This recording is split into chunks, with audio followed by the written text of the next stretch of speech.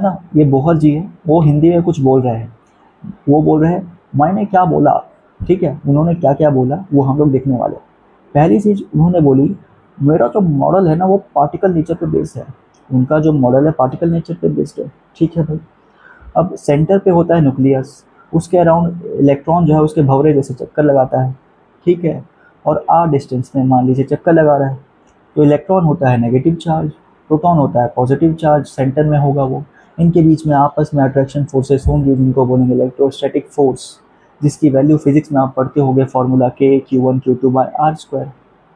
Electron पे charge होता है ई, प्रोटॉन पे भी वही चार्ज होता है, बस आपका प्लस ही होता है। मतलब समझ नहीं आया है। इलेक्ट्रॉन पे कितना चार्ज होता है 1.6 इंटू 10⁻⁻19 कोलम, माइनस में प्रोटॉन पे यही चार्ज होता है, वैल्यू सेम है बस पॉजिटिव होता है। पर प्रोटॉन का यहाँ पे नंबर वेरिएबल होगा, वो उसके एटॉमिक नंबर से पता चलता है। Atomic number is equal to number of protons.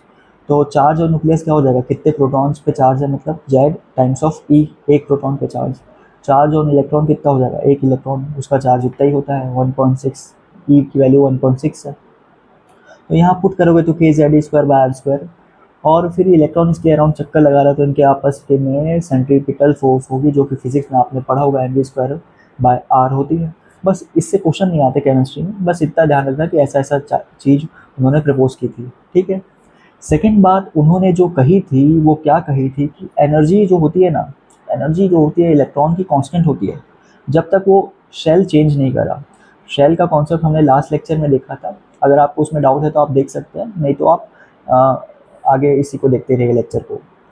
Shell, अगर इलेक्ट्रॉन एक शेल में है तो उसका एनर्जी जो है वो सेम रहेगा, ऐसा बोहर ने बोला। जब वो शेल चेंज करता है, चेंज करता है चेंज करता है तो उसका एनर्जी जो है वो चेंज होने लगता है। जैसे जैसे ऊपर जाते जाते हैं शेल में, फर्स्ट शेल से सेकंड में गए, सेकंड से थर्ड फोर्थ फिफ्थ, ऊपर जाते जाते एनर्जी क्या होता है, इंक्रीज होता है।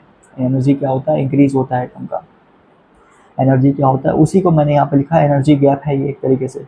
हाइयर शेल की एनर्जी माइनस लोअर शेल की एनर्जी, मान लीजिए 2 नंबर में कुछ एनर्जी होगी 1 में होगी, 2 में ज़्यादा होगी 1 से, ठीक है, तो इनके बीच का एनर्जी गैप है ना। एनर्जी गैप के बारे में लास्ट लेक्चर में हमने अच्छे से एकदम कैसे बोलना चाहिए डिटेल में डिस्कस किया है, ठीक है, तो आप देख सकते हैं। थर्ड बात जो उन्होंने बोली कि जो एंगुलर मोमेंटम होता है ना बबुआ इलेक्ट्रॉन का, वो होता है NH/2π। एंगुलर मोमेंटम होता है NH/2π। एन क्या है, एन आपका इंटीग्रल मल्टीपल है, मतलब आपका इंटीजर होगा 1 2 3 4 5, जो वैल्यू हो रखो आप। एन की वैल्यू 1 2 3 4 5 कुछ भी हो सकती है। जो इलेक्ट्रॉन का एंगुलर मोमेंटम होगा NH/2π के मल्टीपल्स में होगा, है ना।